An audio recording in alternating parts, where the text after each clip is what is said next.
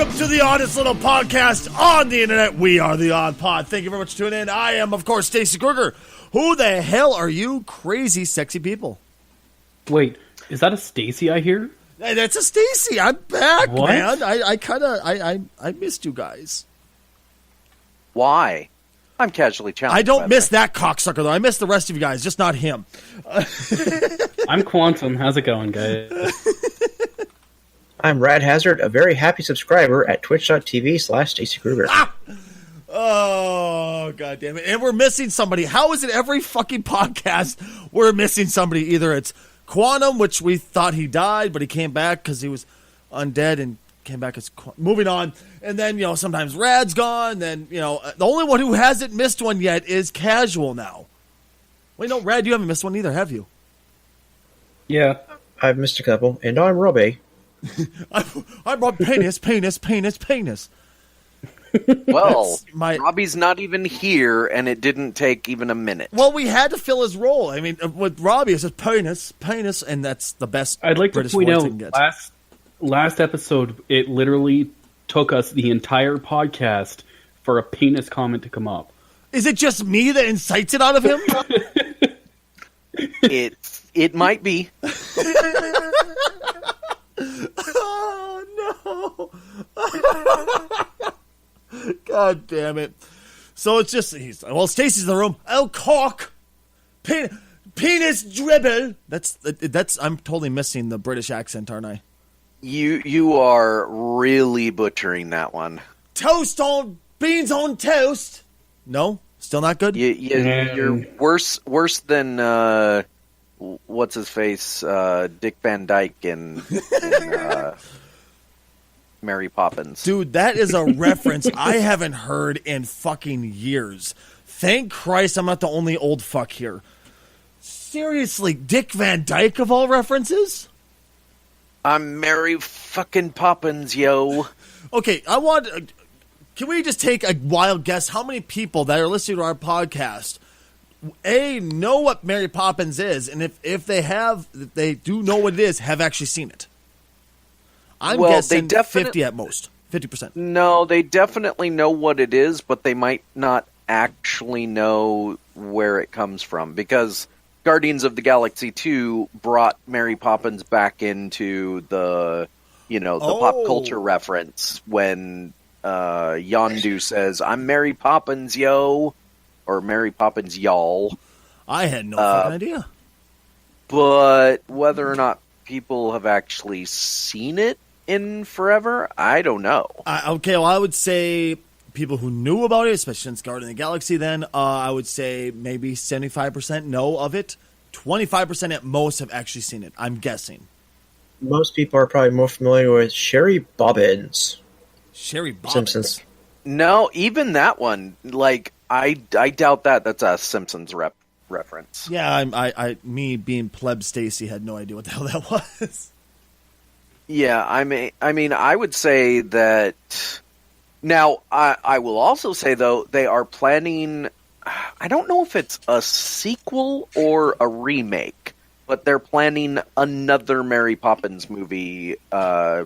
It's a remake set 30 years later. So, well, that's a sequel. I was about to say, so it's technically a sequel then? That's what I meant. Shut up. Okay. Huh? This comes back to the thing I always ask guys. Who the fuck asked for this? Well, it could be a requel. That is actually a thing where they explain? Kind of do a sequel, but it's also a reboot. Like in the James Bond franchise, Casino Royale was a requel.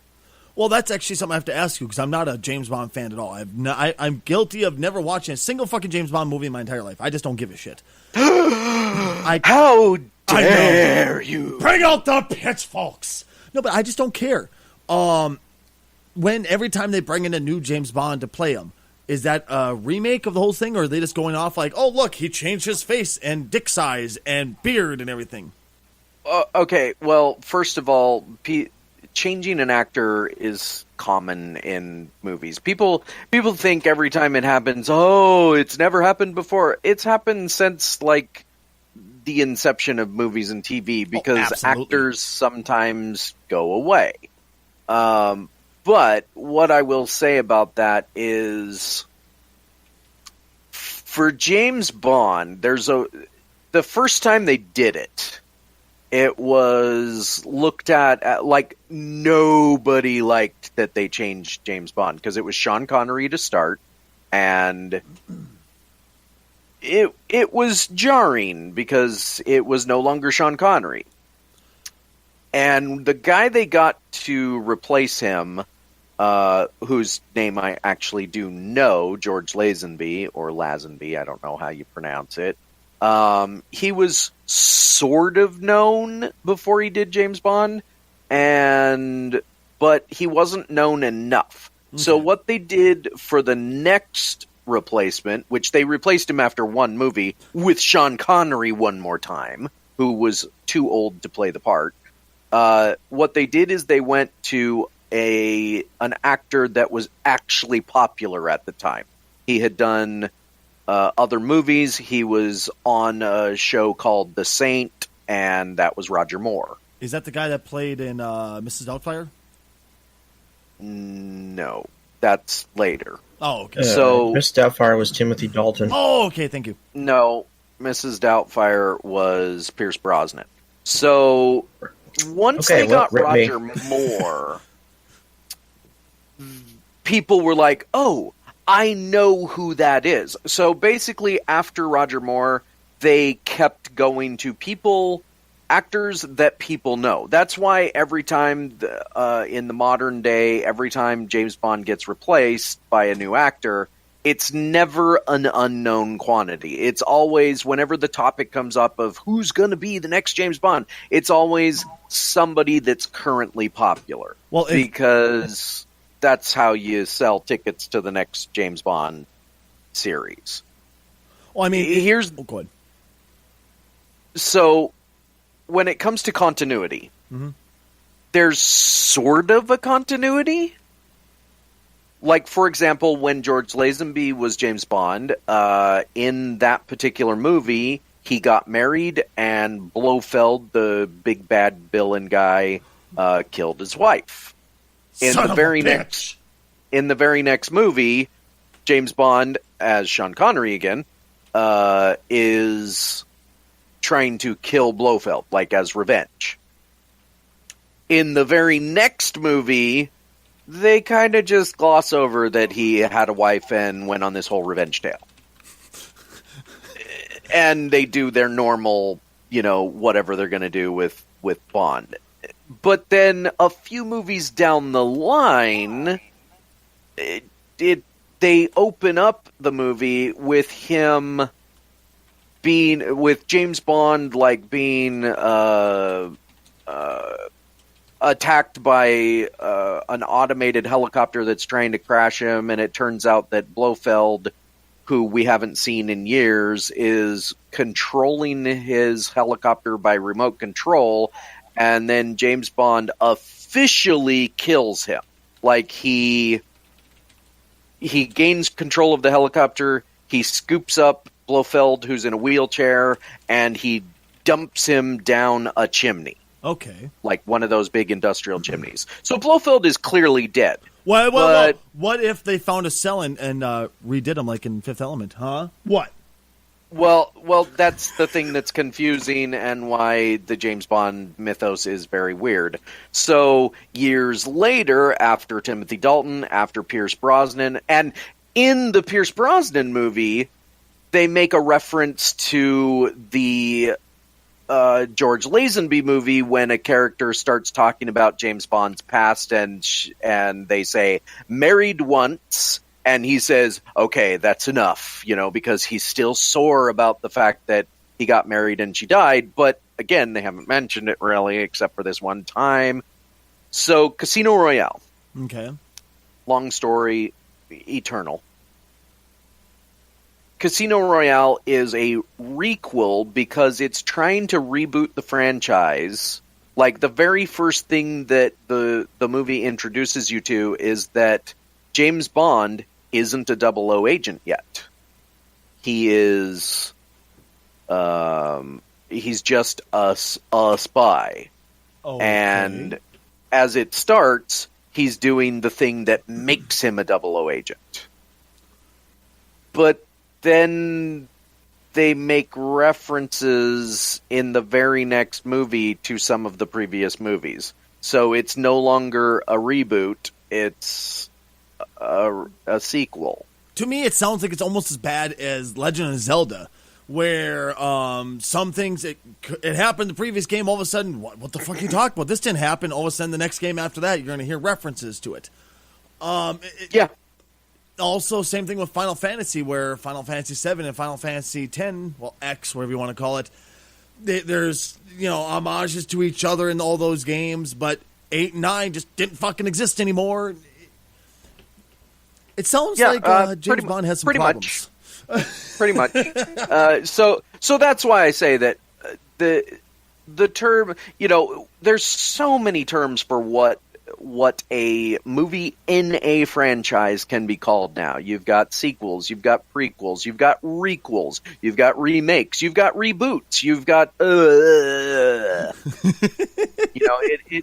it's annoying, but at the same time kind of fun to join the chaos.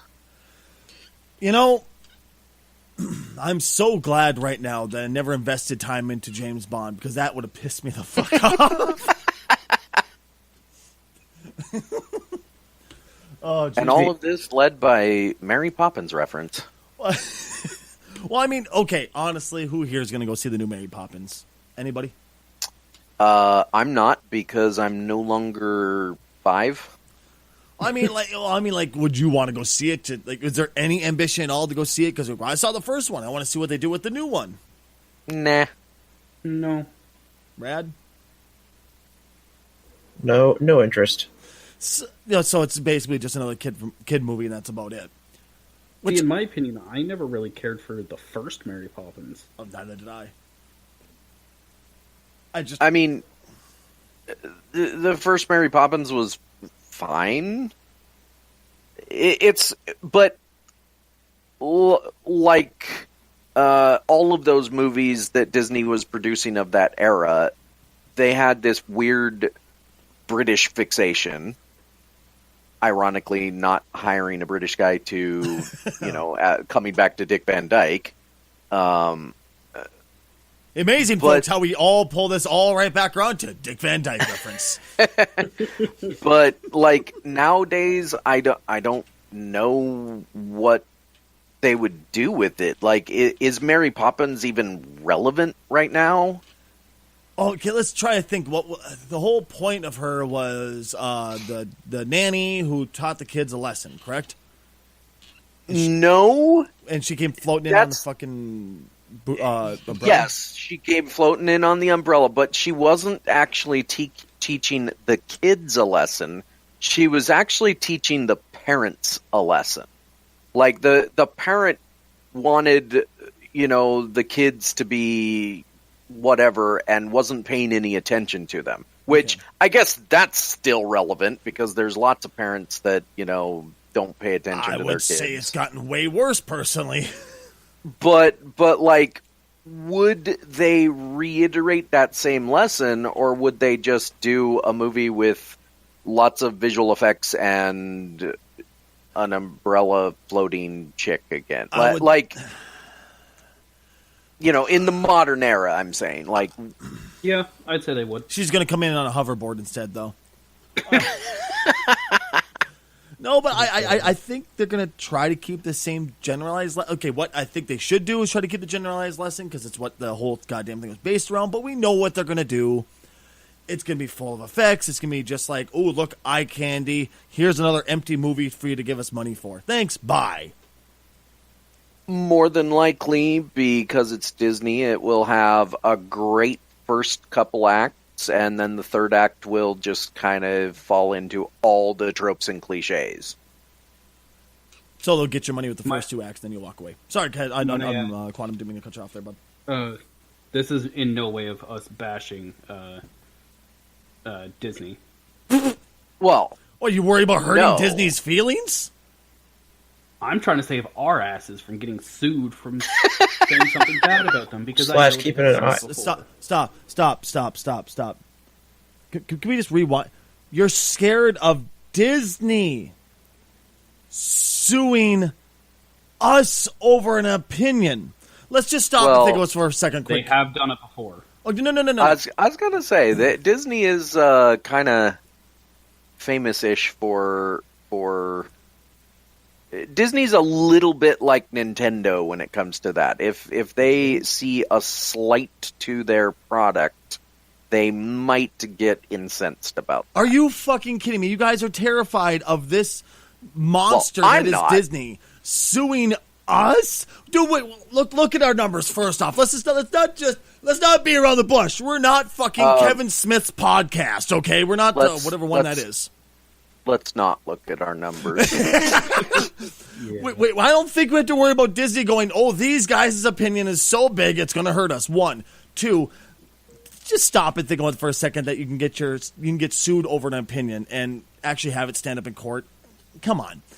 Unless you are actually saying things that are untrue statements that are actually going to hurt the company because they're untruths, like saying, as an example, Disney. What's the guy's full name? Disney full name? Walt Disney. Thank you. I can't remember. Walt Disney liked to fuck cows every Thursday, and this is a true statement, is what you say. They could take that and they can sue for that because that is defamation against a company. Saying, I don't like how they do their movies because they fuck this up, in my opinion, is nothing worth able to be sued over.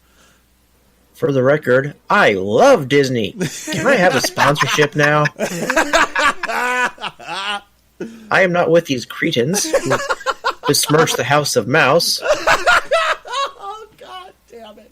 All hail the mouse, yes. Oh, God. Ooh, I have an idea, guys. The House of Mouse. We could start a new religion.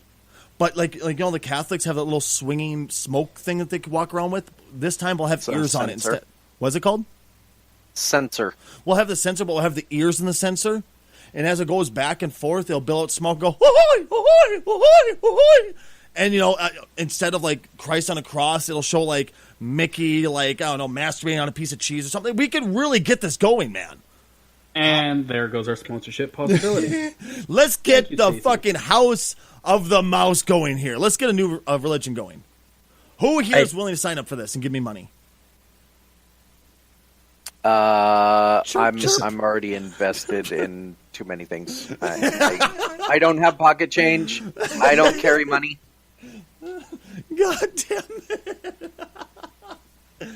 All right.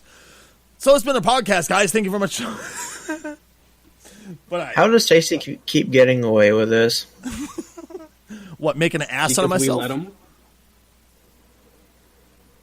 Sure. What, making an ass out of myself or making dumbass jokes? Dad jokes. How do you keep getting away with that? Why have we not called him out on this yet? You have. It just doesn't stop me. I have 3 children at home. Do you think I could possibly ever stop the dad jokes? If you want to be cool, yes. Believe me, I've tried. Fuck you, casual. I've tried. Be cool? Right. Jesus Christ. You know what's uncool? Go ahead. You know what's really uncool? How does Nintendo keep getting away with stuff? I hate you because you got right what I was going to go for, you son of a bitch. Haha, hashtag sniped. 360 No Scope by Rad Hazard. Ow! All right, so Nintendo. How the fuck do you guys do this? I know. We better be careful. We might get sued over this. But all jokes aside, how the fuck does Nintendo still get away with this? Okay, so the old joke with the 3DS was what, Rad? Why is it called a 3DS? Because you already own 3 copies of the games that are coming out for it. Exactly. Now we have the Switch. And I made my criticism of the Switch incredibly vocal. Mainly the game library. And I saw someone post the other day that the whole Joker from The Dark Knight, blah, blah, blah, blah, and everybody loses their fucking minds and said, And, finally they released games for the Switch, and everybody loses their fucking minds. I'm like, no, they're not. All they're doing is taking regurgitated games and putting it on the system. There's no new content, once again.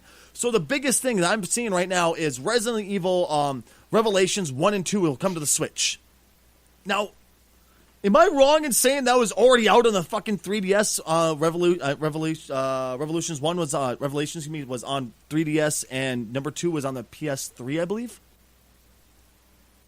I idea. don't know about that, Windows, but PS3, PS4, Vista. I know Vita. it was on PC because I own it because of a Humble Bundle. Now, am I that big of a piece of shit? Am I really that horrible of a human being where I expect you put out a new console, you put out games, like new games, not just, hey, here's a bunch of games to play in the past for a new console? Why does Nintendo constantly do this, and how do they get away with it? It's not just Nintendo either.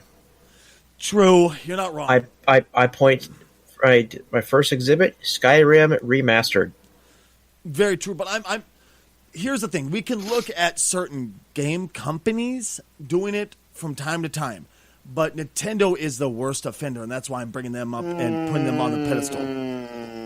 Capcom is the worst offender. You really think so? Street Fighter 2, Super Street Fighter 2, Super Street Fighter 2 Turbo, Super Street Fighter 2 Turbo, the new fighters, Super Street Fighter. But at least there was something different. At least they changed. I mean, it was still the same basic fucking game, though. Really? I mean, the only thing they changed throughout that initial franchise was they allowed you to play the boss fighters, and then they added like 4 new characters. Okay. And then they just made slight tweaks to the system. And they did the exact same thing with Resident Evil. Resident Evil came out, the original game came out like 5 different times with various tweaks. But in various types of Jill sandwiches. But Nintendo's, I mean, let's look at it from a different perspective for the Switch. So Nintendo has the Switch. They are putting out games. They've got what's that one with the boxing spring arms? Arms. Wow, that's original. Yes, literally just called Arms. Let's give it up for Nintendo. Come on, guys. All right, yeah. They put out Splatoon 2, which granted isn't really that different than Splatoon. They put out their Zelda game. It's pretty shit as is. Well, yeah, that's an opinion. I don't disagree, but I also, meh. And they've got their what's it called? Their new Mario game is coming out. So they are Odyssey, I think. Yeah, they are producing new content, but what is easier to sell at any time? Something that's already made that you can just kind of polish up a little bit, or an entirely new product? Okay, please, I don't get me wrong. I understand exactly what you're saying, and I don't disagree with you about Capcom. They did fuck up, and they did that. They kind of poured it down our throats. But it's just every time I see Nintendo do it, they just repeat the same business model. And it seems like, I don't know if it's the hipster mentality of I have to have the new thing because look how cool I am. I have this new thing. Before it was cool, I had it, or because it's cool, I have to have it kind of shit. But what the fuck? How is it? I would imagine if PlayStation for the PS4 went back and released the same game that was made on the Nintendo, but they released it on the PS4, but didn't change a goddamn thing about it, and went like, look, we made a new game for our system. I would imagine PlayStation fans would call them on their shit, where Nintendo fans just seem to get on their knees, open their mouth, and go, pour it in, please. Just shove it in further. I want to get choked on it. Because Nintendo doesn't have Resident Evil often. The last one I can remember, if there was one on 3DS and I'm completely wrong, the last one I remember was Resident Evil 0 for GameCube. It was Resident Evil Revolutions was on the 3DS. It was originally released for the 3DS in 2012. They had, well, I don't know specifically about Resident Evil, like modern Resident Evils, because I haven't played one since, well, a long time ago. But originally, when Resident Evil came out, it was on PlayStation. The first Resident Evil was on PlayStation. Yep. And they had this great relationship with Sony. Then all I can imagine is Nintendo must have paid Capcom a buttload of cash, because the next game in the franchise, which was going to be a prequel, and it was going to reveal all this new information, and for those that actually paid attention or cared about the lore, which I really didn't after the horrible Resident Evil 3, stars. I gave up halfway through 2, man. But they basically got an exclusive at the time, Resident Evil 0. And it was exclusive for a long time. I mean, they only recently released that on PC like a couple years ago. Mm-hmm. So they had Resident Evil 0, which pissed off most of the fan base because they were all Sony supporters, because it was on Sony. And then they also got another game that was another Capcom doing what Capcom does, which was the remake of Resident Evil 1. Which, by the way, the remake of Resident Evil 1 is probably one of the best examples of how to do a remake.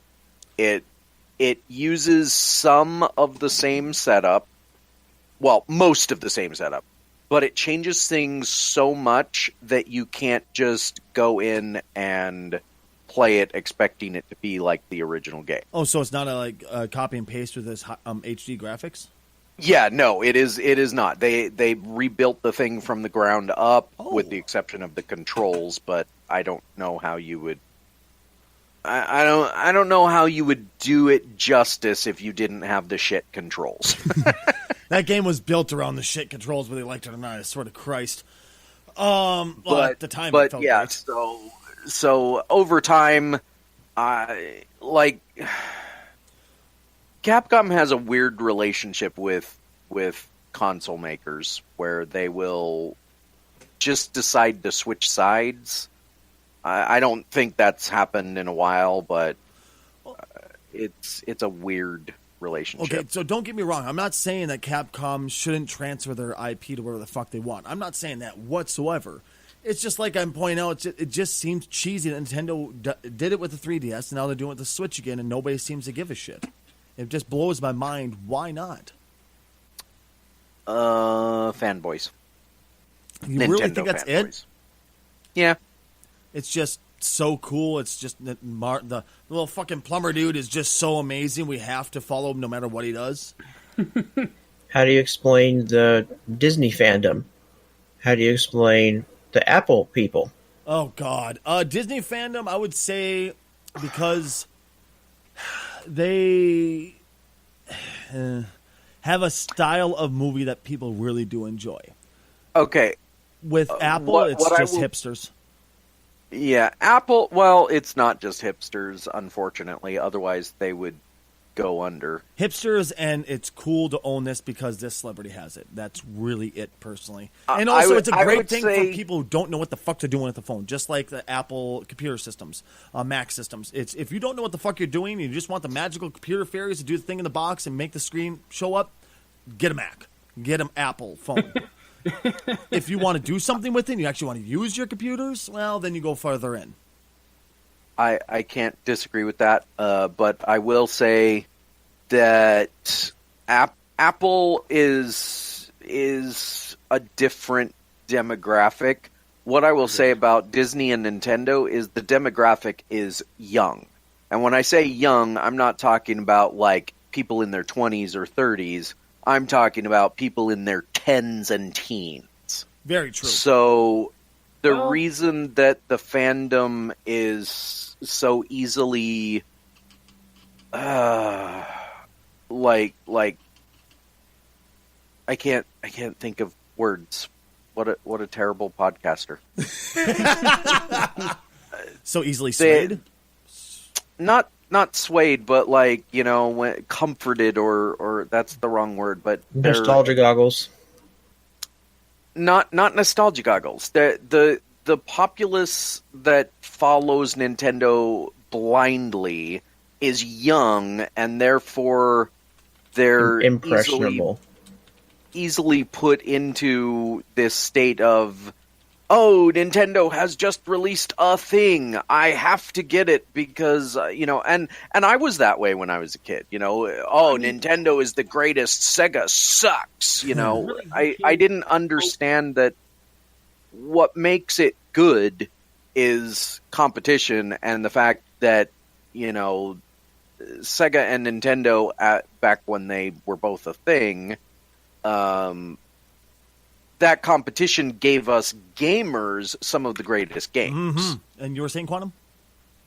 I was just going to say, at the same time, we can't really just focus that statement on Sony or on Nintendo and Sega. Really, we have to look at even nowadays with Sony and Microsoft. Yeah, I would agree. Mm-hmm. Because people get very fanboy about them too. Oh, yeah. God, yes. Don't even think about bringing up the console wars. Well, perfect example is when I'm on stream and people ask me, what am I playing with when I'm playing a game that uses a controller? Oh, I use the PS4 controller. And Twitch.tv/Stacy Kruger. God damn it. You should see the hatred towards me. How could you do that instead of an Xbox? Well, it's just the PS4 controller fits my hands because I have really massive hands, and the Xbox controllers hurt my hands when I use it. That's all. That's it. It's just it doesn't feel comfortable in my hands, and I feel like a cramp happen when I try to use my trigger button, the bumper button, and my analog stick. So it's just I go with the PS4 because it works better for me. People get pissed because it's not Xbox, and Xbox is God. And then you'll hear people go, well, PlayStation's God. It's so much. Like, shut the fuck up. Are you a gamer? Hey, that's all that matters. Hey, people, guess what? I play Steam games. I use a PS3 controller. Oh my God! What's wrong with you, you idiot?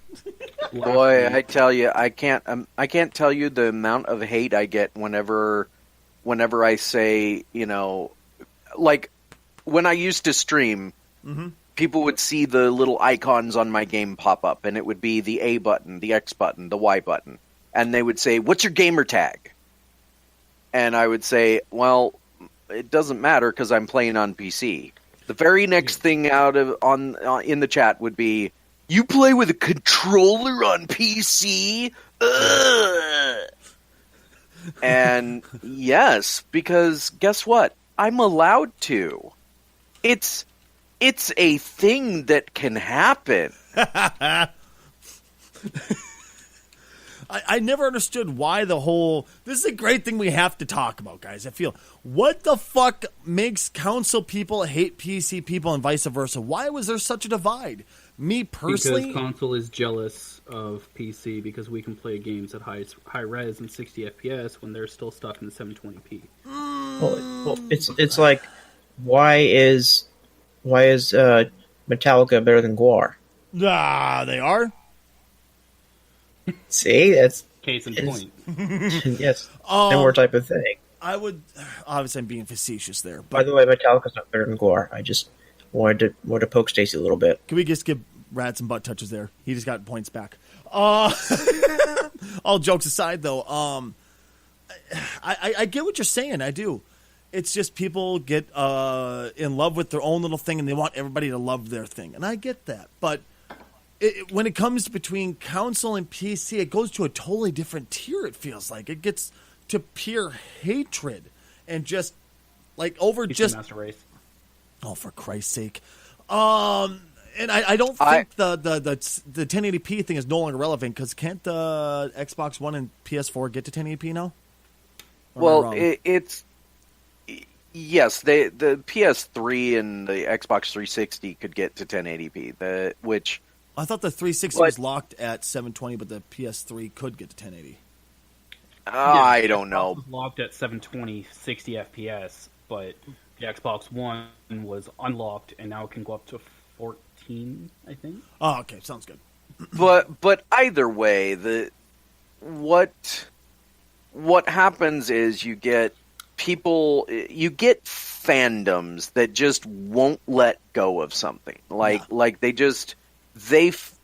It's like what the difference between a discussion and an argument. An argument is two or more people trying to prove that one side is right. A discussion is just is talking like we are most of the time. You don't want to bring up the pre-show? It's and when you get Nintendo fanboys or Disney versus Warner Brothers or DC versus Marvel or console versus PC, you get certain people, and unfortunately they seem to be either the majority or the extremely vocal minority, that say, mine is better. Fuck you, and it's like this league champion versus that league champion. Oh, you're tapping into me here, motherfucker. I know. Faker versus everyone. Okay, I do get what you're saying there. I totally do, but it's just, I've grown up. Maybe it's entirely possible I've just gotten too old for this shit. But I just go, well, we're gamers, aren't we? No. Well, shut up. Shut your whore, little bastard ass young kid mouth.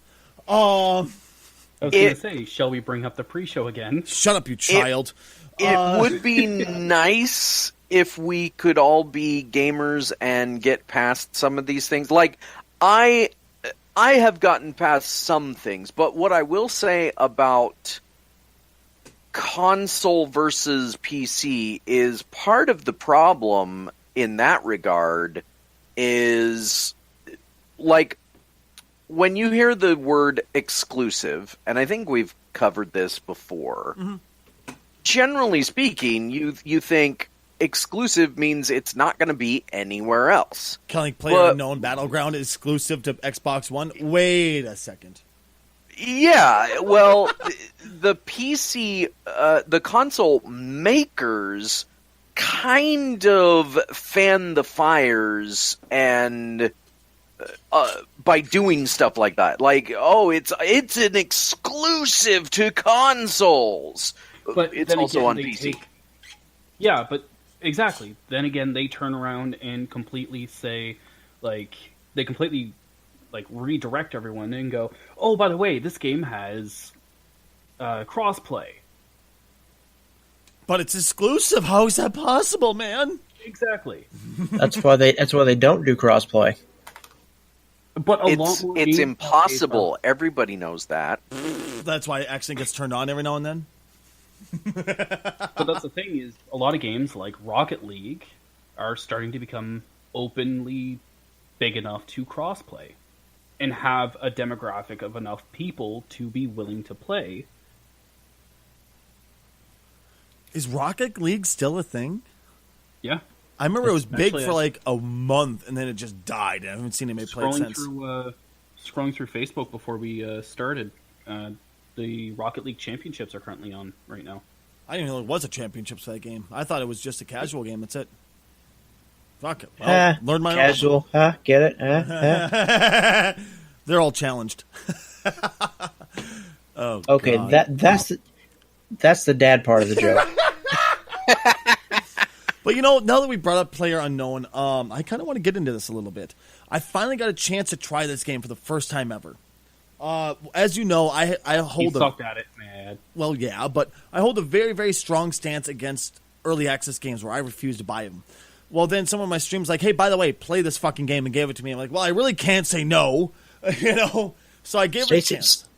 Stacy's opinion: early access, fuck it. Multiplayer, fuck it.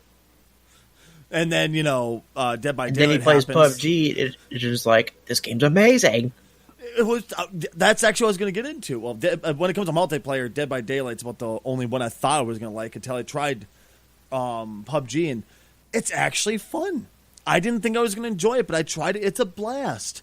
It's very rough and rigid. You could tell it's early access, extremely, but it's good in a way. It's fun. It's a fun little game. Now, this isn't the first Battle Royale game that's ever come out.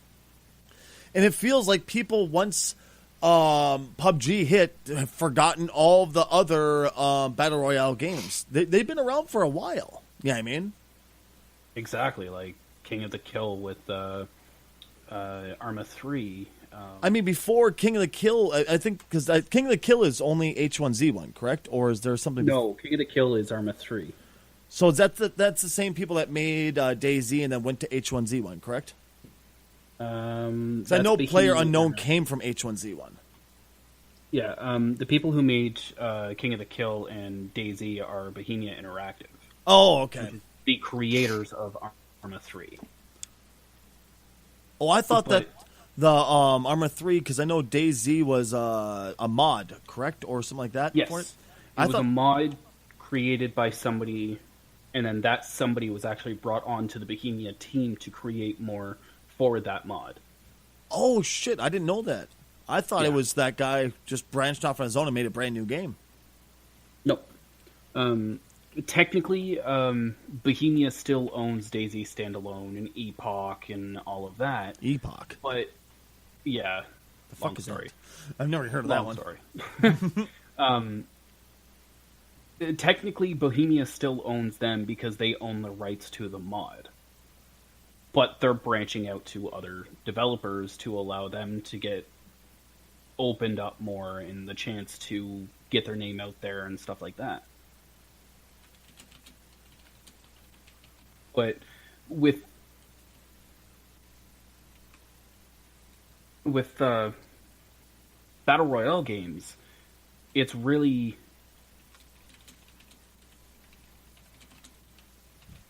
You alright, boss?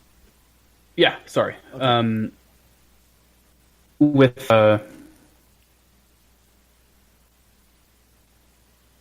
Battle Royale games and stuff like that, Jesus. it's one of those... Hold on, let me turn you down to my end there. Holy fuck nut.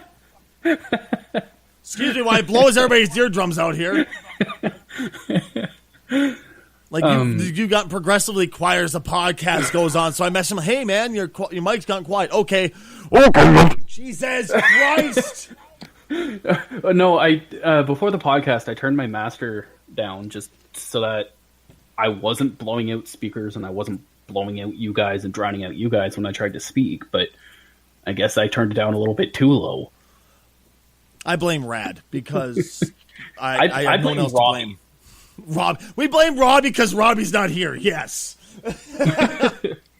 I blame Stacy Kruger's razor because he never uses it. Razor? What? Oh, my facial razor. I'm thinking, why is it as soon as I hear the word razor, instantly I think of like keyboard and mouse? Because you're a gamer, PC master race. I completely forgot I had a beard and razors shave off beards. It just didn't click. It's been so long since I've used one. When was the last time you shaved? Oh, fuck me. 3 years? He last shaved when Kurt Cobain was still around. Oh, fucking Jesus Christ. I would have I'd like to put a poll out there. Who would like to see Stacy shave for No Shave November? Nope. He would need $1,000 in one stream to do that. More than that, dude.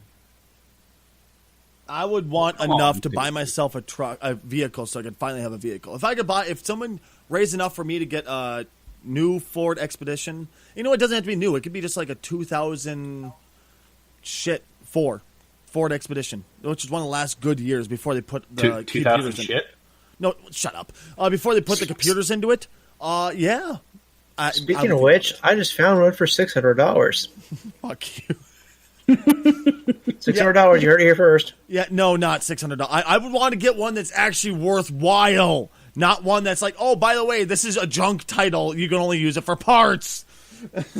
Yeah, but if it's a junk car, it's perfect for a real-life battle royale. Oh, God damn. Ladies and gentlemen, that's my attempt to steer the conversation back on topic.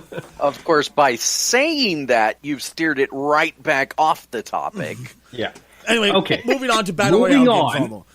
Yes, it feels like people have kind of forgotten about the predecessors, but for good reason, because let's face it, H1Z1 was It's still early access less for a reason. than It's desirable. It's not. I don't think that one's. I mean, just like Nether, just like so many of these other ones will never. Just like Paranormal will never come out of early access. DayZ, Well, is and that that's- even still a thing? Do people still play DayZ? Actually, yeah. That's part of the problem is that the community that likes these games, because it's always the community that drives it. And you it's know? still early And- access. And the community 2013. Yes, the Oh my community God. that likes these games, what happens is they follow the latest one, and the people have this weird thing where they look at an early access game and they say, "It's been 6 months. How come it's not out yet?" Well, guess what, guys? It actually takes time to make a game. Mhm. Then somebody else, possibly a modder, possibly somebody that's, decides to take that same concept and they work off of the bones that the previous people already made. Arma 3, looking at you for DayZ and H1Z1. I don't know where PlayerUnknown's Battleground worked off of, but I guarantee it's not fully original. Mm-hmm. And then everybody says, "Oh, this is so much better than the other thing that I was playing." And they move to that one. It's also in early access, and at a certain point, somebody else is going to come along, and they're going to make another Battle Royale game that does something slightly different, that works off of the bones of PlayerUnknown's Battleground. There's already one out. It's in early access. It's called Fortnite. Oh yeah, Fortnite. And again, people are starting to move to it, and it's. I think it's a problem of. I think it's two problems. One is the community itself is cannibalizing itself. Every time a new game comes out, they buy into it immediately. They turn it into the greatest thing since the last greatest thing. And everybody has to move to it, or else they're stuck playing, H1Z1 or game. DayZ that is not really, doesn't have a community anymore. And then the other problem is the actual developers are putting these games out in alpha.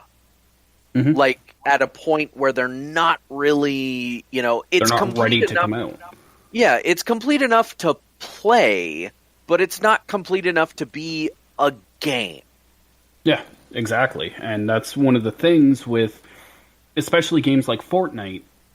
Nobody knew what Fortnite was, and then all of a sudden it comes out, and poof, there's almost 100,000 players on it already, and it's still in early access alpha. Right. So really, it doesn't give other games the access to really become anything, mostly because companies like the people who are coming out with Fortnite are bringing them out in alpha and drowning the community. And if so, basically that's why these games are like going away, and why nobody remembers the ones that came before, because they aren't retaining. Okay, a good example of a franchise that does it differently would be id Software games. Doom, Quake, Wolfenstein. First of all, they finish their games. And then they release them. So people get a chance to play a completed game, and it's awesome because it's completed. Secondly, though, when it comes to, because they also have a multiplayer community that surrounds them, just like Call of Duty and Battlefront, and the Battle Royale genre is relatively new. And so far, there hasn't been one game that's been completed in it where people have been following it and playing it. What needs to happen, basically, is a major company, a major developer and publisher needs to make a battle royale game, basically in secret, and then release a completed product. God forbid that they do that, though, of course. If that happens, you might see a game start to create a franchise. But until that happens, people are just going to keep doing what they have been doing because that's what's been working. It's kind of like Dota and League of Legends. When that genre was created, it took Valve to really jump into it and create Dota 2 and whoever made LoL. I don't know who made LoL. The Riot Games. So it took a major publisher to actually sit down and take a mod, because that's what Dota was. It was a Warcraft mod, Warcraft 3, I think, and say, okay, this is something people like. Let's invest some money in it and turn it into a real thing. And I think the reason that it hasn't happened yet is either one of the major companies is actually trying to develop a battle royale style game and we just haven't heard about it yet, or they don't understand the battle royale franchise genre. I think there might be some confusion. For example, they might think that it's just another TF2 or another Quake Arena, and so they're not grasping that the battle royale genre is sort of different. Honestly, I'm still surprised this day that the battle royale came in and took over the gaming scene the way it did. Like, I'm honestly amazed it's as big as it is to this day. I don't get what made it huge. You can blame the Hunger Games for that. Oh, the movie, absolutely. You're right. People wanted to play the Hunger Games, and that, in fact, I think one of the first mods for a game was just called like something, whatever the game was, Hunger Games. And Minecraft. Well, there you go. That's another good example, And so because people started grasping onto that as a concept, it just people just took like Arma 3 is great for mods of any kind. And so people took Arma 3 and they said, "Oh, well, I could make a Hunger Games out of this." Ironically, they're not calling it Hunger Games anymore. They're actually calling it Battle Royale, which Hunger Games ripped off. It kind of went backwards in de-evolution. It went from the Hunger Games, the movie, let's do this, to what it actually is nothing more than a battle royale.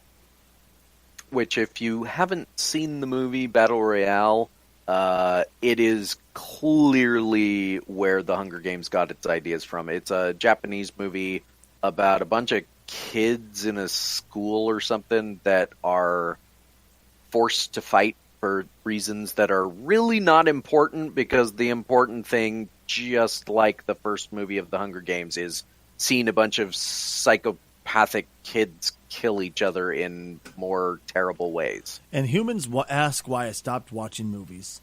One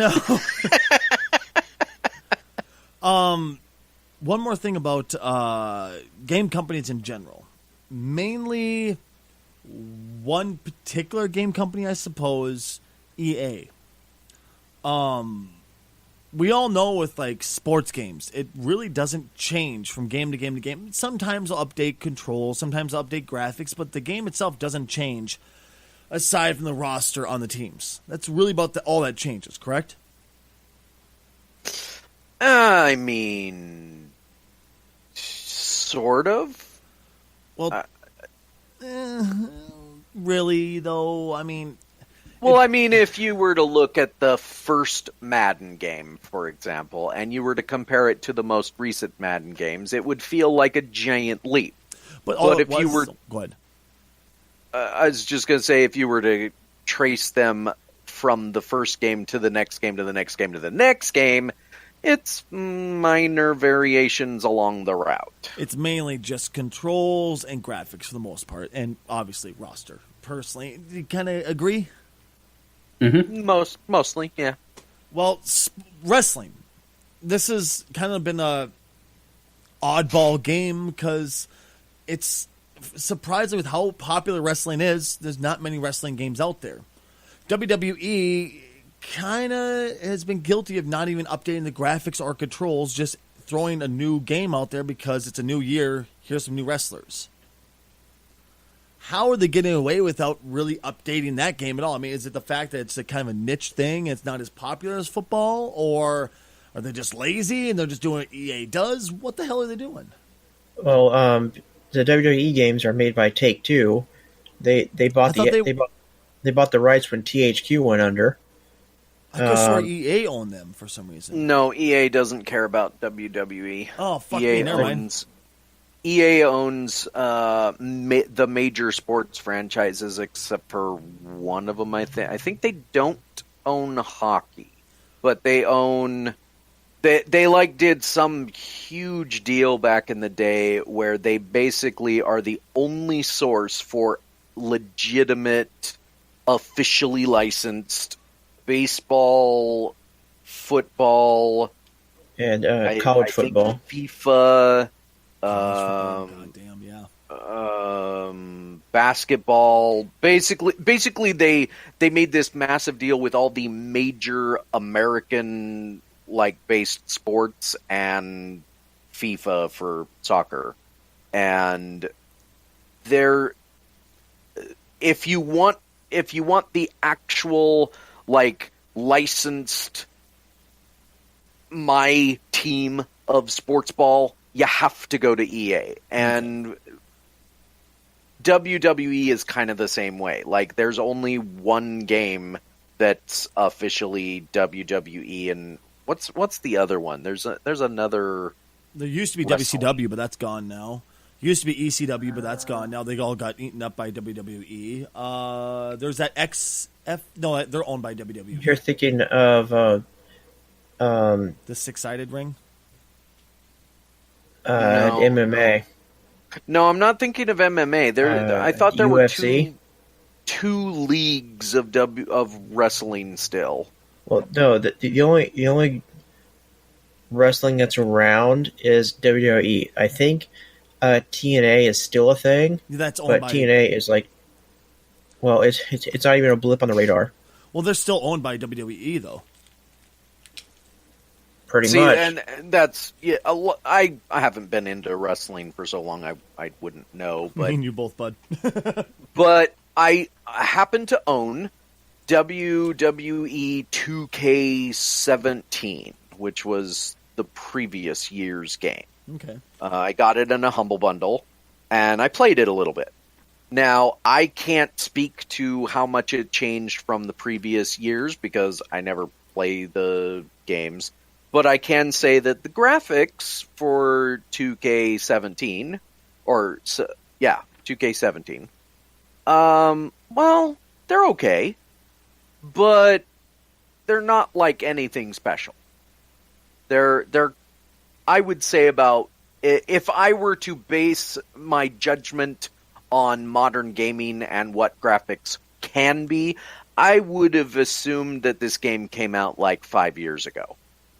Maybe even 10. It looks pretty goddamn rough, let's face it. Yes. And I also watched somebody recently playing 2K18, which just came out.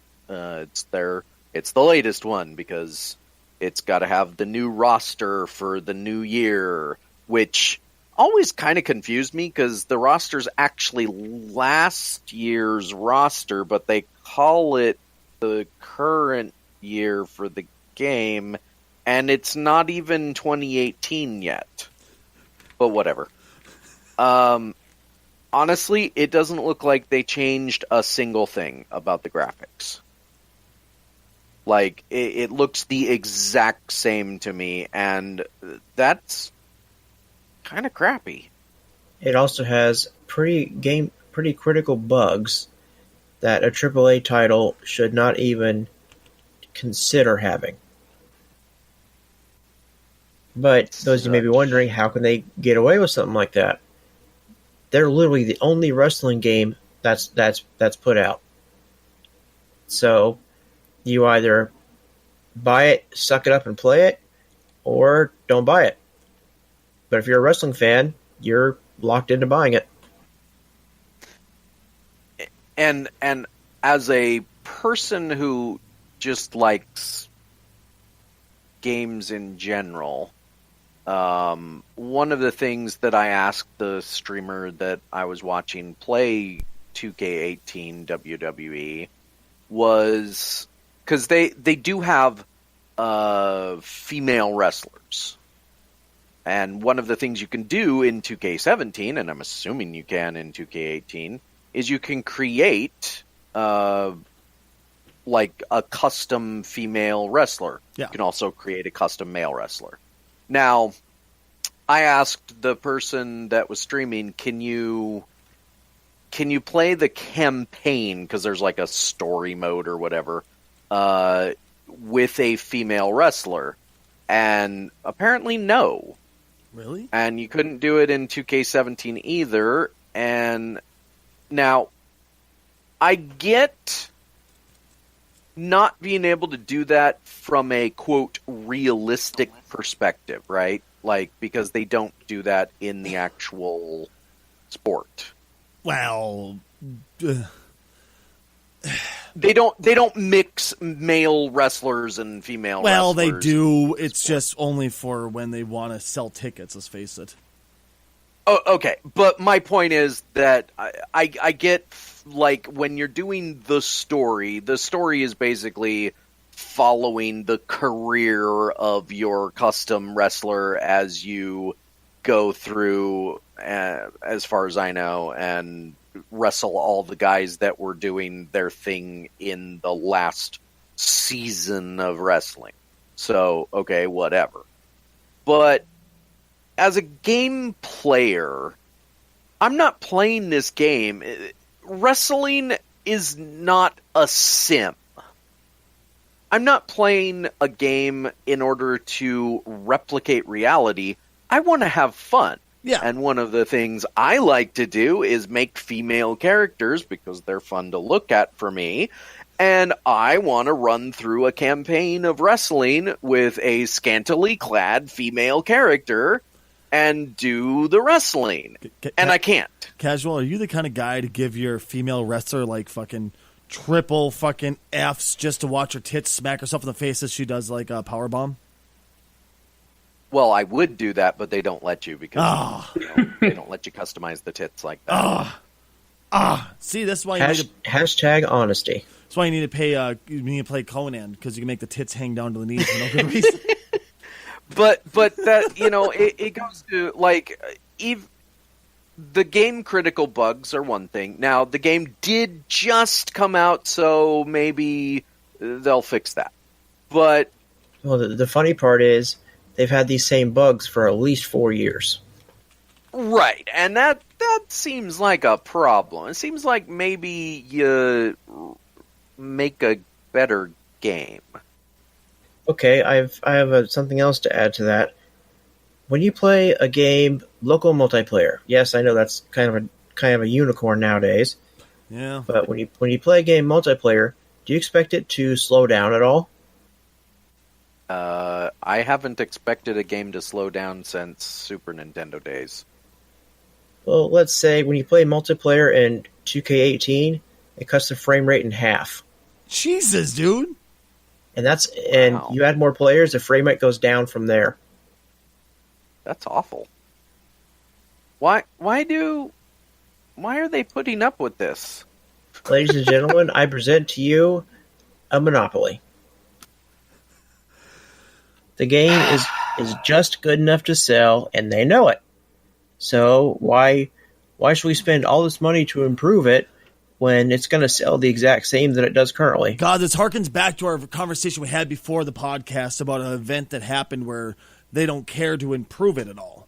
They just want to make their money and just have it be good enough. Yeah, pretty much. And that's sad. It's sad how we've I agree. To me, it's sad how we've kind of fallen into the point of mediocrity of going, well, this is good enough, I'll pay for this, instead of going, fuck you, give me this, or you don't get my money. That's because of exclusive license. Now, obviously, there's another example of exclusive license. That's the Madden franchise we brought up earlier. Yep. However, Madden has a lot better quality because EA knows this is our flagship thing.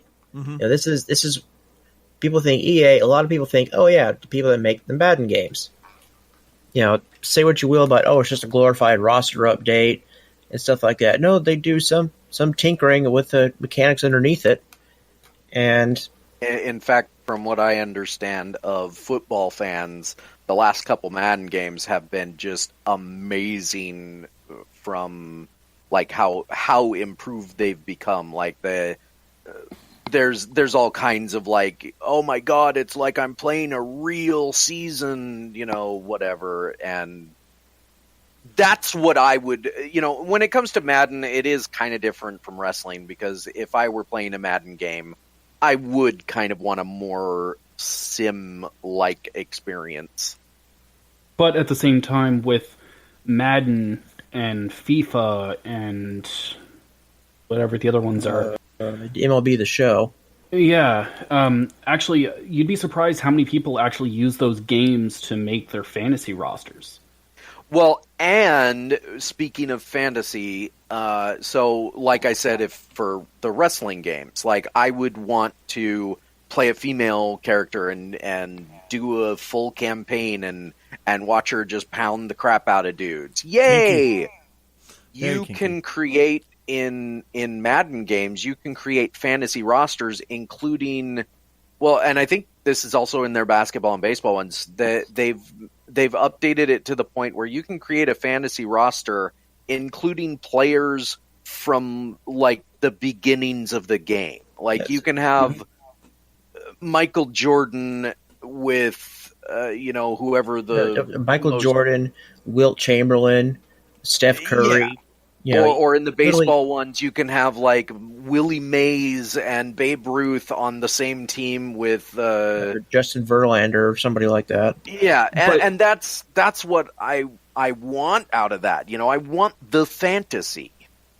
But at the same time, a lot of people do use it for the updated people, for the updated stats, to create their fantasy roster teams, to go into fantasy football, fantasy soccer, anything that has a fantasy game of its own.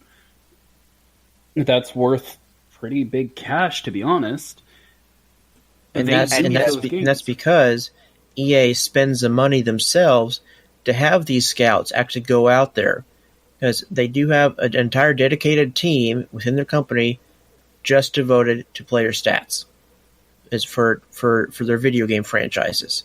Okay, how are we gonna rank these people? You know, so I've heard stories of them getting like messages from professional athletes like, I'm only an 89 in speed, man, I'm way faster than that. And they will adjust. You know, they will be like, well, we'll reevaluate at the very least. Mm-hmm. You know, and the wrestling games are,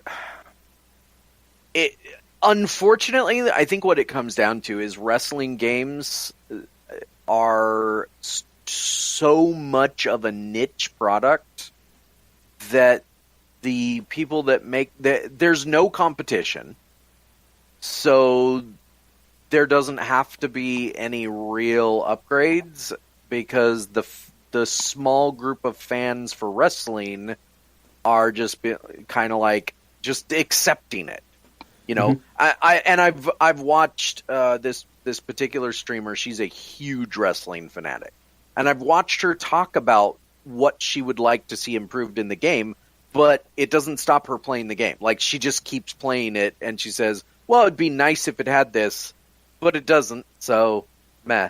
It's it's Stockholm syndrome for wrestling fans. Like, they get what they get, and they're happy to get it. I'm sorry, that was precious, man. That was fucking precious. Stockholm syndrome, she says. This pun brought to you by Casually Challenged. I do get what you're saying, though. I completely get what you're saying. It's just mind-blowing to me that, once again, it's just, okay, we'll take this instead of just saying, well, fuck you, we're just not going to buy it.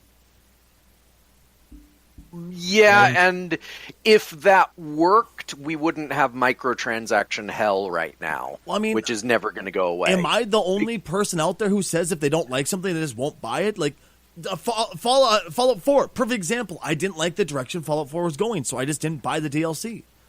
I was like, go ahead. I agree, but what I'm saying is that we, the gamers, and the gamers' parents when they're too young, speak with our wallets. Well, unfortunately, what we, the majority of gamers, have told the market is, yes, please gouge the hell out of me. I like microtransactions. I like a crappy game that doesn't improve. You know, I will get the Gouge next me more, senpai. In the end of it, we're the ones to blame. Yeah. Yeah, unfortunately, that's what's happening. You know, We can blame the companies, the developers. We can blame them all we want, but in reality, it's our fault for going, yeah, we like that. Give us more of that, instead of saying, no, we're not going to buy that because that's just a stupid idea. Well, Now- I don't know about you, but I'm flawless. Blame the little people. Moving on. Not Rad. Okay, I personally do not actually support EA. Like, it's a personal thing. It comes down to the games that they stole from me on my Origin account.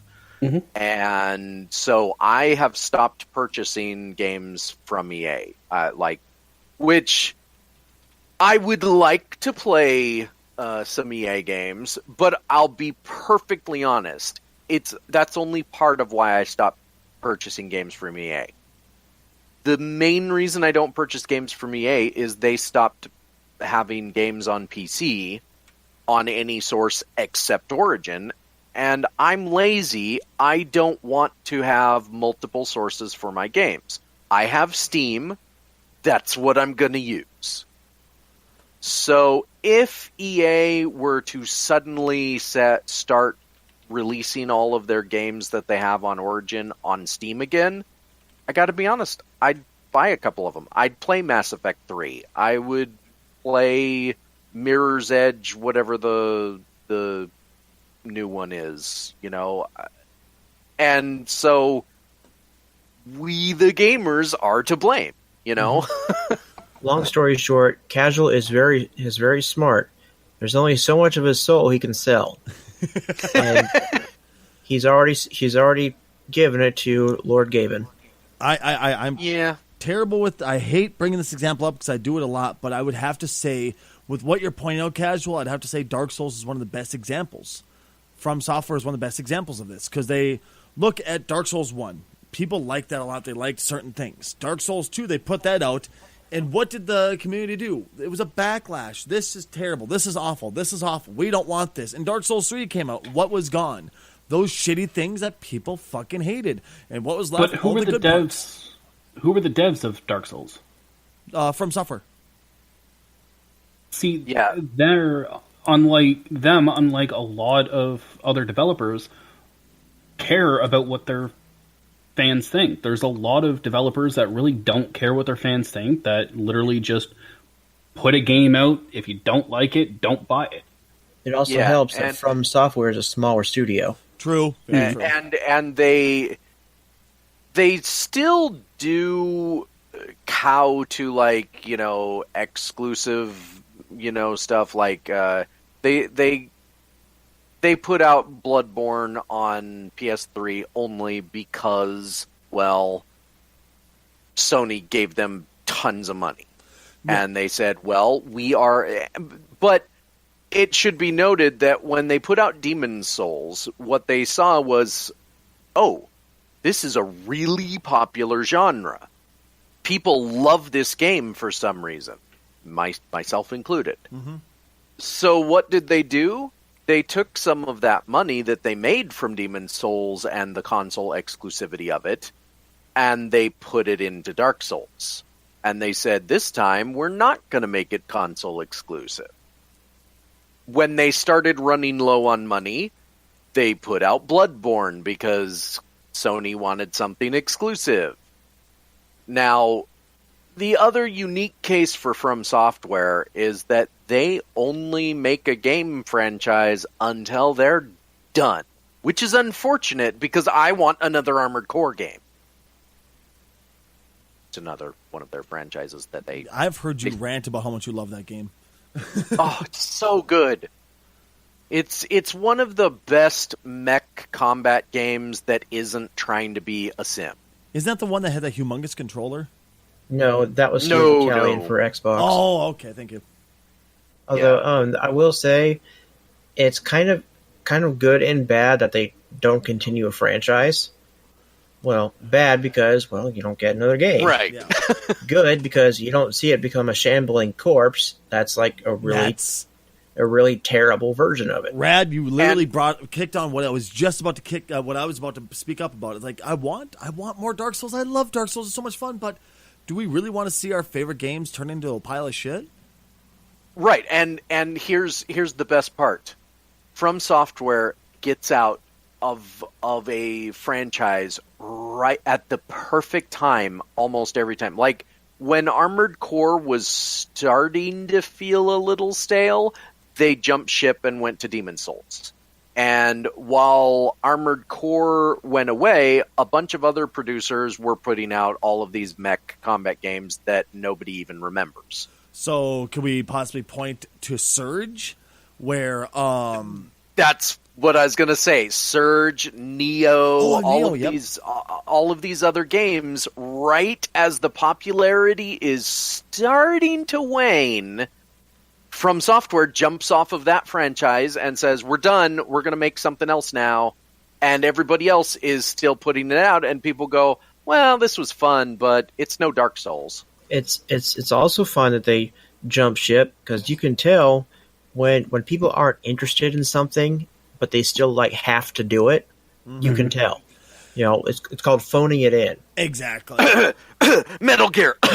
You're not wrong. WWE 2K18. Right? I will definitely say, though, that From Software was brilliant in making a new genre of gaming. Where kind of like I've pointed this out before, and people kind of scoff at me and hate me for pointing this out, but it's true. Metroid and Castlevania, Metroidvania games. Now we have Soulsborne games, where it's a very defined style, and I think that style's going to stick around for a while. Because look at Metroidvania; it's stuck around for God knows how long. It's still being produced to this day. I actually disagree with you on that. Really? I was having a discussion about that topic with somebody else, and as I was discussing it, I realized that the Soulsborne games, the only thing that makes them unique is the level of difficulty. What they are is the Legend of Zelda and Metroidvania in 3D.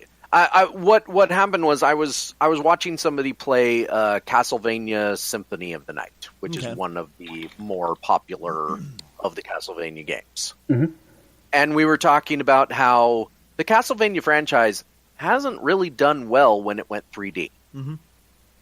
For the most part, neither did Metroid. The Prime games are the exception to the rule.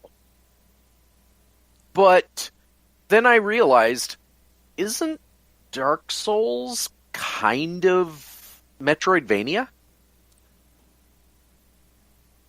You go through you go through the map in your own way, if it's made right. Mm-hmm. You are doing combat with mostly melee weapons and a few ranged choices and some bombs. You're going into boss fights that are really difficult, which is a staple of Castlevania specifically. So I think people have forgotten that Castlevania can be 3D because Castlevania itself has never made the transition. What I think Konami, I believe, owns Castlevania. I believe so. I think what they need to do to make a good Castlevania game, rip off Dark Souls. They've already done it. To me, the thing that makes Dark Souls different, absolutely yes, is the difficulty. Also, the currency way of working with currency, which is souls or blood. There's the currency value, which I don't remember in Castlevania. Maybe there was. Oh yeah, Castlevania always had a currency to buy a bunch of crap along the way, and you lost it if you died. Well, it didn't have that specific thing, I don't think. But Castlevania also was like an old game, so they still had lives. Of course, at that point, I think it's really picking butt hairs. At that point, I mean, I hate you for pointing this out because I don't want to agree with you, but I kind of have to. I personally disagree that Dark Souls games are Metroidvanias. The problem is I feel a strong argument for both ways. Yeah, I mean, I do. I could see the resemblance. I totally can. But there's just something that feels so incredibly different about Dark Souls, where the pacing is totally different. In Metroid games, I felt like I needed to keep moving. I felt like I couldn't slow down. I felt like I needed to go.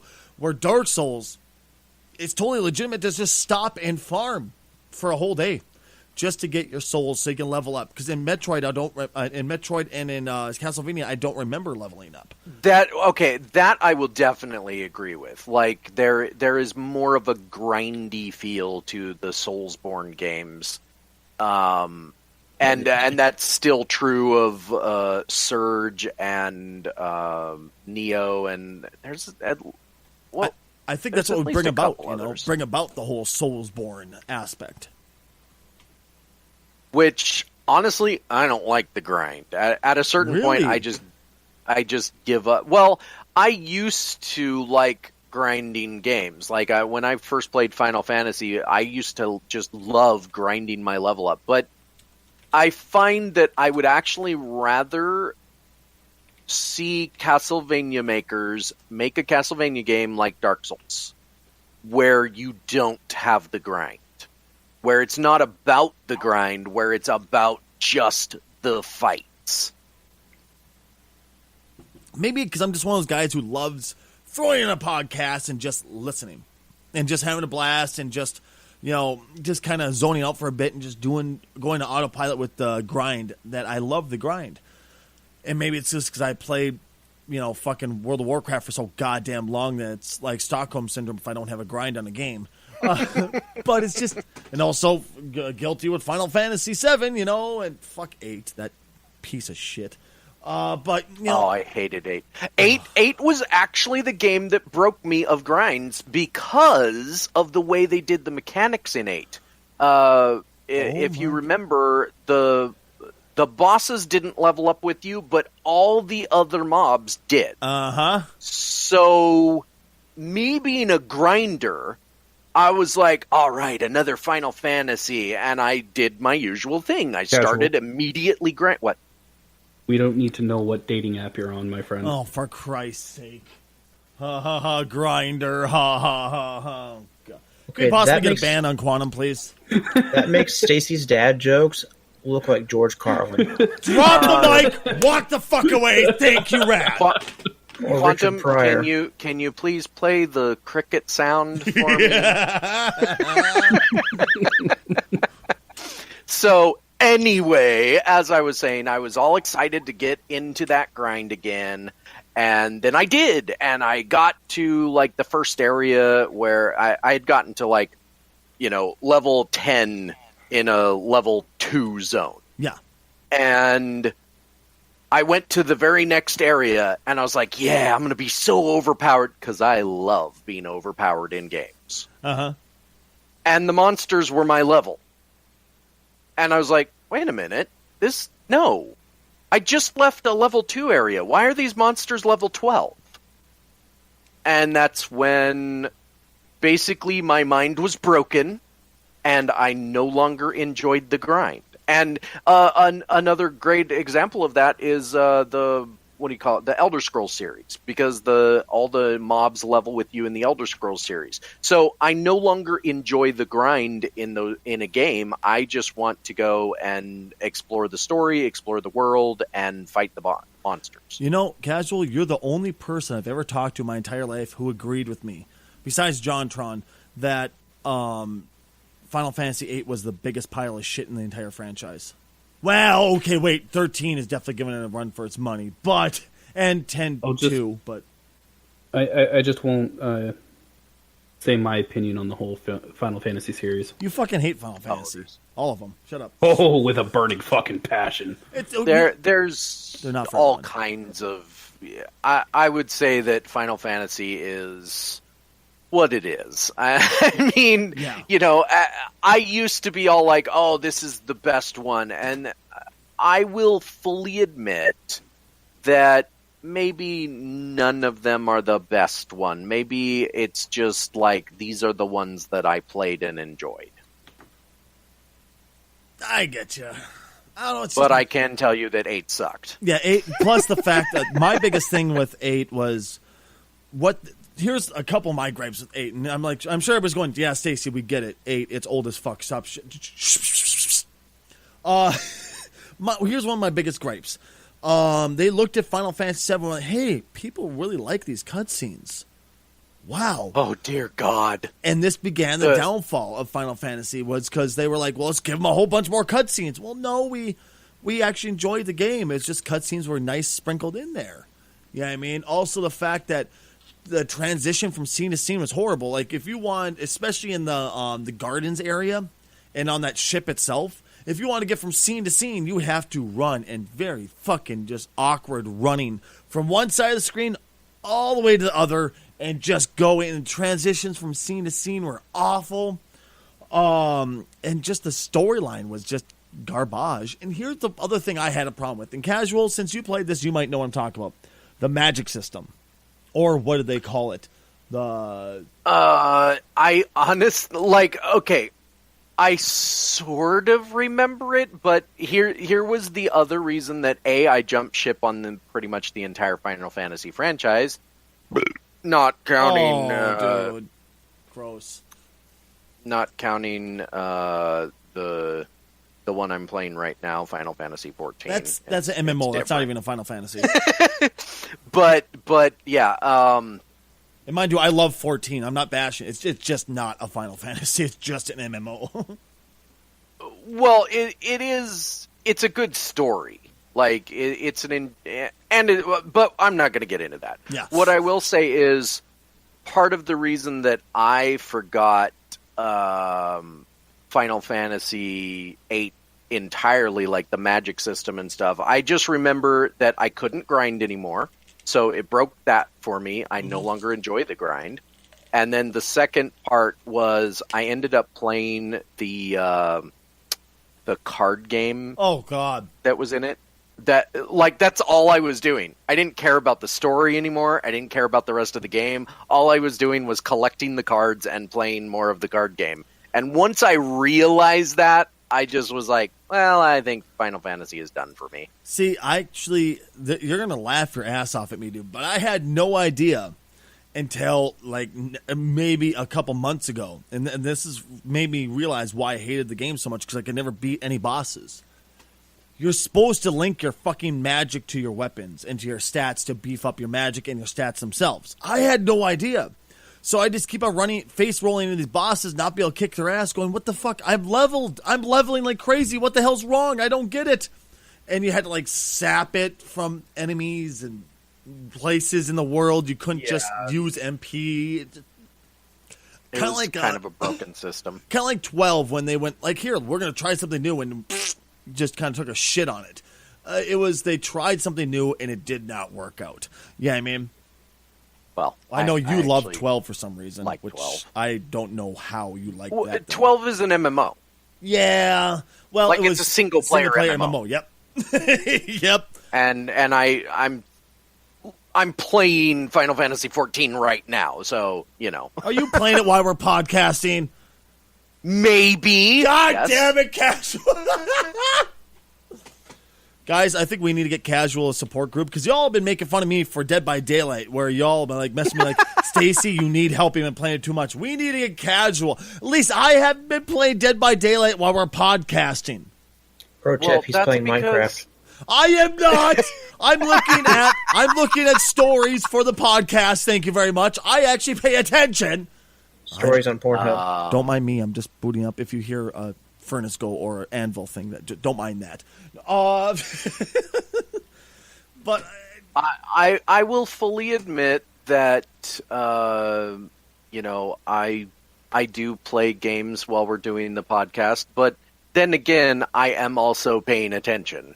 yeah. Otherwise, I wouldn't be able to rant for hours at a time. Well, an MMO, it's much easier to pay attention with an MMO than, you know, any other type of game. Like, it's just MMOs, especially with Final Fantasy, since I did play it for quite a while and I did really enjoy it. I just couldn't afford it anymore. It's just fucking sit there like, okay, go chop down this tree, go make this shit, blah, blah, blah, blah, blah. It stays stereotypical MMO bullshit. It doesn't take that much brain power, let's face it. It's just fun. Yes. Which is what other games aren't anymore. Yeah. Unfortunately, you're right. All right, so I kind of want to get into something that's not game related. At least one thing on this podcast before we wrap it up, because we've been pretty long winded. We're getting close to an hour and a half now, I think. Yeah, we just passed up an hour and a half. Which is kind of ironic because our podcast is supposed to be general nerd topic, which includes games, and we haven't really talked about games in most of our podcasts. Which blows me away, you know. But okay, so this one, folks, sit back, grab the popcorn. Kevin Smith. I love this guy. I fucking love Kevin Smith. The man's brilliant. He's the Silent Bob part of Jay and Silent Bob, Yep. and if you don't know who they are, Google it. Yeah, and you will love this guy. He has so many different sides of him. He's not just a stoner comedy kind of guy. He's done so much stuff, and he's so good at what he does. And I think he kind of gets shit on because they expect every movie to be like, they expected Red State to be a pile of shit because, like, oh, it's a Jane Silent Bob guy. It's the stoner guy. He's just going to make a stupid stoner movie. And then Red State turned out to be this masterpiece, you know? I wouldn't go so far as to call it a masterpiece, Really? but it was definitely a good movie. It was a masterpiece because it took such a great look at modern times of the Westboro Baptist fanaticism that was going on at the time. And still really is going on, but it's kind of... Shut up. It's kind of gone back a bit, personally, you know? And on Quantum, go fuck yourself. But, you know, I feel it was a masterpiece because it was just perfect. Plus, it made everyone look at Kevin Smith and go, Kevin Smith's like, bitches, please. What was that about the fat stoner guy? That's all I can do now? Go fuck yourself. You know, it was great. Well, it was amazing. And let's face it, the end of the movie was brilliant. I love the end of that movie. If you haven't seen Red State, don't expect Jay and Silent Bob. It is very different. But what I will also say to counter that is Yoga Hosers. And I haven't bothered seeing it. And the other one he did before that, which... Wait, according to Stacy, yoga Canadians? What? Jesus Christ. I'm terrible with being very opinionated because I remember, you know, he talked about his daughter having a Twitter account, so I went and followed his daughter. I was like, oh, cool, I want to see what she's up to. And she's just snotty. Just fucking snotty as shit. Teenager. So, I mean, worse than a normal teenager. I mean, just fucking snotty. So I was like, yeah, I'm not going to watch anything she's in. I'm guilty of it. What about Kevin Smith? We're getting to it, baby. We're getting to it. Okay, just making sure you're not going off the rails on a crazy train. Going off the rails. Sorry. Can we No, you're kind of not. get a ban on Stacy, please? Fuck you. All right, so here's where I'm going to get to this with this. Kevin Smith. Every single time he puts something out, they always expect something better of him, and he always tries to one-up himself. And it seems to normally do it. I've heard great things about Yoga Hoser. I refuse to watch it because of his daughter. Now, is he going to fall into the trap of he fucked himself because he's getting too good for his own good, and they expect better out of him each and every time? I feel like he's getting close, and I don't want that. Okay, no, not ever, and this is why we're topicing this one for those that are listening, because Stacy, you're not a movie guy. This is not a like an insult. It's just you're not really a movie guy. Kevin Smith wrong. has never been a big movie person. He has always been small time. His movies do not make very much money. He's kind of like prior to the Avengers, the other big nerd movie guy, Joss Whedon. He had this thing where he said, if you want a movie to make $30 million, I'm your guy. Because no matter how much he spent on a budget, he would only make about $30 million. Well, Kevin Smith was that until he kind of went off the rails on a crazy train and did movies like Yoga Hosers and Tusk. And they were so weird that they didn't even make $30 million.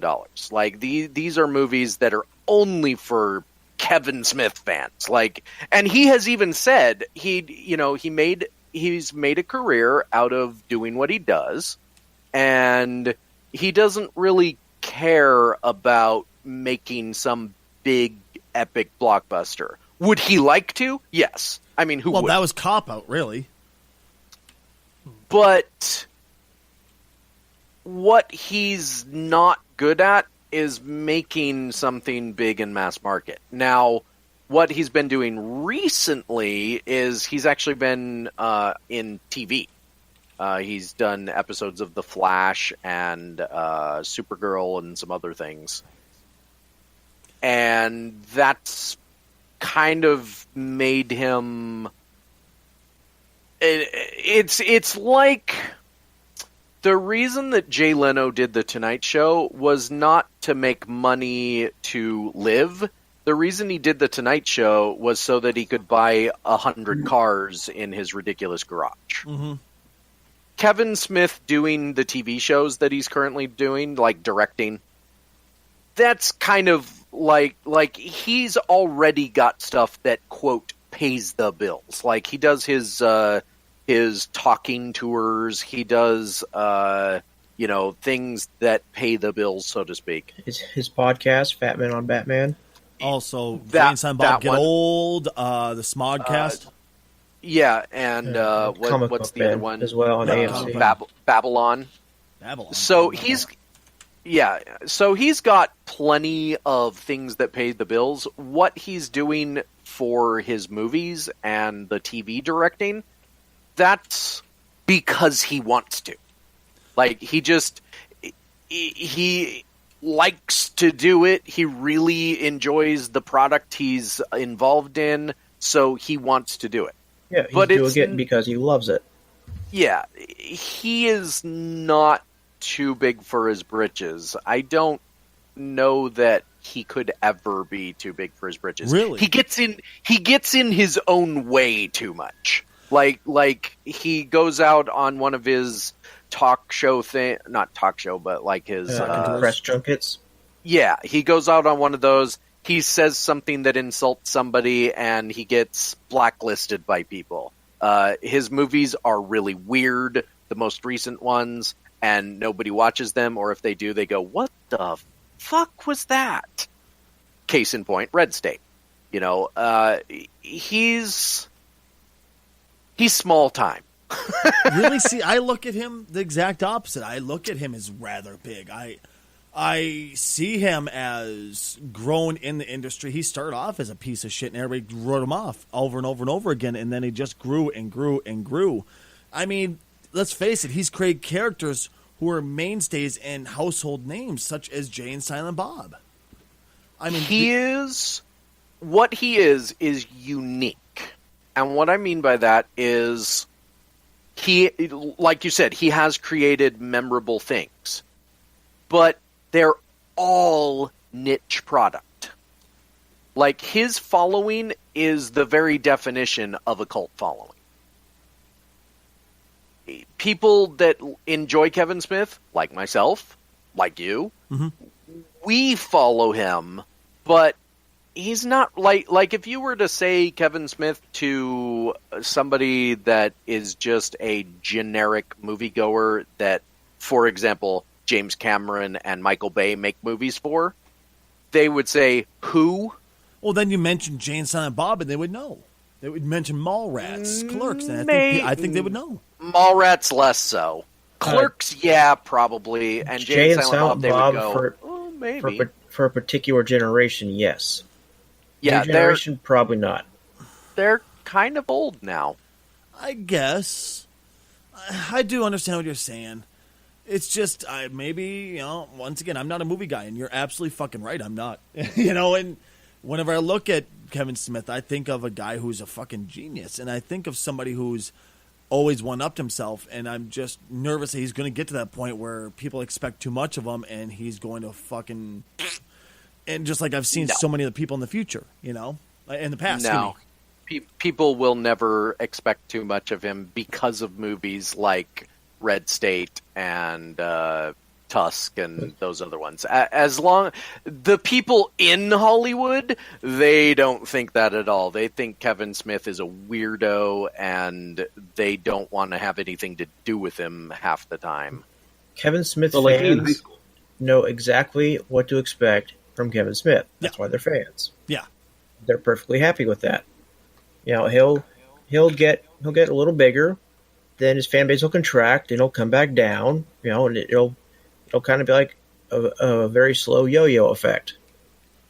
But over the long term, he'll stay right in a sweet spot. He'll stay at that $30 million gross, which is unfortunate since movies cost more than $30 million nowadays. I remember actually he was speaking about Red State on one of his talking tours, and I think it was a brilliant thing for him to say. Is he said, "Do you guys want to hear how Red State was supposed to end?" And if you haven't seen Red State, pause the fucking podcast. I don't give a shit. Spoiler alert!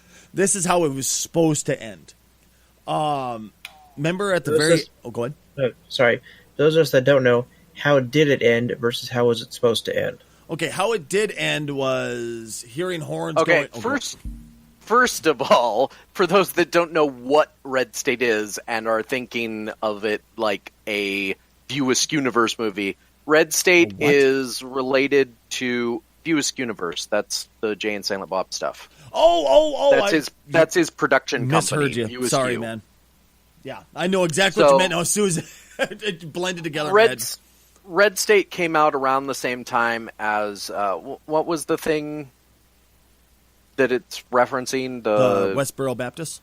Yeah, okay. So Westboro Baptist and all of those small cults that turn out to have like aspirations towards government takeover, and ATF gets involved because they've got guns that are unlicensed, which is kind of ironic. If they were buying these guns legally, there would be no recourse for the ATF, but they never buy them legally, so the ATF gets involved, and it turns into a shit show. So Red State was Kevin Smith's commentary of a sort on a lot of different things relating to that. Religion, the ATF, the whole thing. And it revolves around a cult leader who is absolutely certain that the end times are coming, and he's going to prepare him and his followers for it. And the ATF comes in, and they want to take him down. Go, Stacy, for how it ends. It ends with you hear a horn going off. So instantly he thinks the apocalypse is here. It's the rapture. do you hear the horn? He walks up to the ATF agent's face. Hit me! Do you hear that? And just starts screaming in his face. Cuts. ATF agent explains what happens. Shows the leader in jail. Singing hymns. You hear the prison buds, not buds, cellmates or whatever, screaming, "Shut the fuck up! I'm trying to sleep," or whatever. You know what I mean? So it ends. It's perfect. It's what the movie needed, I guess. But when you hear what Kevin Smith actually wanted, it's almost a boner kill when you watch the movie for real now, because you're like, God, it would have been so much better. So. You hear what was supposed to happen was you hear the horns. Oh, go ahead. Okay, first of all, you should explain for those that don't know what the hell the horn significance is. Oh, I'm sorry. In the book of Revelation, it talks about there will be like X number of trumpets as the horsemen come. So and the trumpet was the horn was actually the neighbors fucking with them because he wanted to make them think that the rapture was coming. So the fucking shitty ass neighbors had a humongous PA blaring this at the fucking crazy. It was literally a foghorn. Yep. And the Stacey, why can I see you doing something like that? No. And so the guy thought that the rapture was coming, and then it turns out it wasn't, and he's in jail now because he's an idiot. Yep. So this is how it's supposed to end. Horn sound. You could see him go. Wow, it's here. He starts screaming at the ATF agent once again. All of a sudden, ATF agent closes his eyes. You hear a thunderous boom. Opens his eyes. Everybody starts dropping. Everybody just starts dropping left and right. He turns around, looks up, and there's one of the archangels going down, looking, going, shh. Scene. Tell me that would not have been the greatest ending on earth for that movie. I think that I like both endings. I think this is one of those cases where I wish that he had made a director's cut kind of thing, and we got one version that is the rapture actually happens, and one version where the guy just goes to jail. Because I think both of them would have worked on so many levels. Could you imagine, though, how much that fucking scene would have cost if they would have done that, man? Well, that's part of why he didn't do it. He actually explains that in talking about it. There were a couple reasons he didn't do it. One was he already kind of did it with Dogma. So he didn't want to retread the same ground. And the other reason was it would have been prohibitively expensive because he would have had to do a bunch of visual effects, whereas the version that we got, no visual effects at all. You know what I love the most is the fact that the whole movie was on a dare from his brother. That's the reason he wrote it.